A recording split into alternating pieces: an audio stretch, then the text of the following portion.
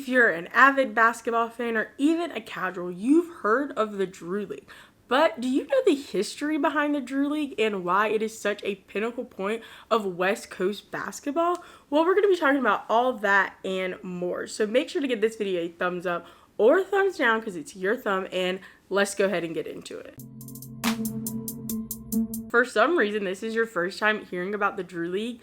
It is a pro-am basketball league with a tournament at the end that was started in 1973 by Alvin Williams, and at that time, there was only 6 teams participating. It was played in the Charles Drew Middle School, which is why the tournament is called the Drew League. Now, the goal of this league was, like most things that happened in the 70s, 80s, and still today, was to just give a place for young people to play, be safe, and really be themselves. And this mission grew even more in 1983 as Dino Smiley became the commissioner of the league at the very young age of 23 years old. Dino is a pivotal part in the Drew League story, as by his 5th year, 1998, he had grown the league to 14 teams. But one of the big things that stand out for me about the Drew League is that in 1992, during the LA riots, they were the only people allowed to stay out past the curfew that the mayor had put in place for the city, as they were known as a safe haven for children and just adults to come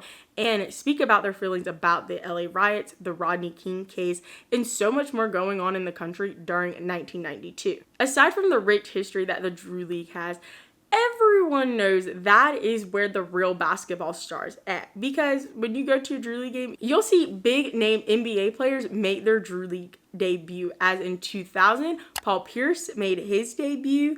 In 2004, Casper Ware Jr. and DeMar DeRozan made theirs. 2008, star Nick Young. 2009, James Harden made his debut as well. But where the Drew League really became its international fame across the entire world was in 2011. Now, if you're a big NBA fan, you probably know that the 2011 NBA offseason was insane, as it was the year of the NBA lockout. And this lockout lasted 161 days, from July 1st, 2011 to December 8th, 2011. And this was pinnacle for the Drew League because a lot of stars were making their way out to California to play in some competition. Because the Drew League is known for, if you're stepping out on that court, we don't care if you're LeBron, Kobe, if you can't come and compete against these regular guys who also have a job at the cable company, you're done. You're no good. As that summer, it featured Kevin Durant, LeBron James, and the infamous Kobe Bryant video that you've probably seen 1,000,009 times. Bring it on. We right here representing. I've been here since 11 o'clock. Come on down. We waiting on you. In 2022, the Drew League is growing stronger and better than ever, as now they are playing in King Drew High School, which allows for more fans because the league is massive, with 28 teams now participating. But in the 2022, only 20 teams were invited, and 16 teams will move on into the playoffs that begin in August of this year. The legend Dino Smiley is now the CEO of the Drew League, and as we all know now, from that 1973 dream to 2022, college, NBA, streetball stars all flood to California to participate in the Drew League. 3 big changes occurred this season for the Drew League that are really going to help them in the future. And they have now partnered with Adidas to sponsor them, which is a big move for them, as they were a part of Nike. And if you may or may not know that, a lot of players from the West Coast are actually not Nike athletes, as one of the most famous ones is James Harden. And back in the times when he participated in the Drew League, he would have to rip off the Nike logo or just struggle to cover it.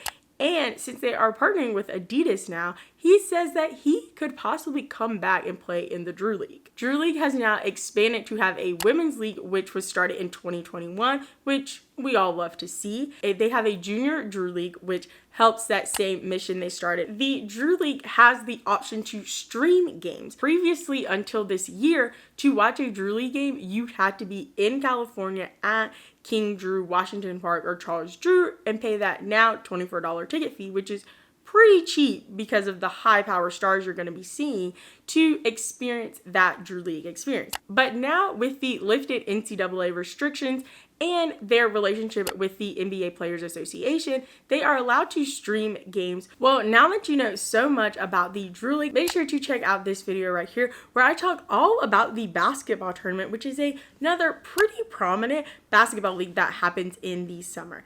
As well as subscribe and hit the bell to be notified every time I make a new video, which are on Mondays at 11 a.m. Eastern Standard Time. Go ahead and leave me a comment down below telling me, do you remember that 2011 NBA lockout offseason? And give this video a thumbs up or thumbs down because it's still your thumb. And remember, don't be afraid to join the convo. Now my battery dying, you guys.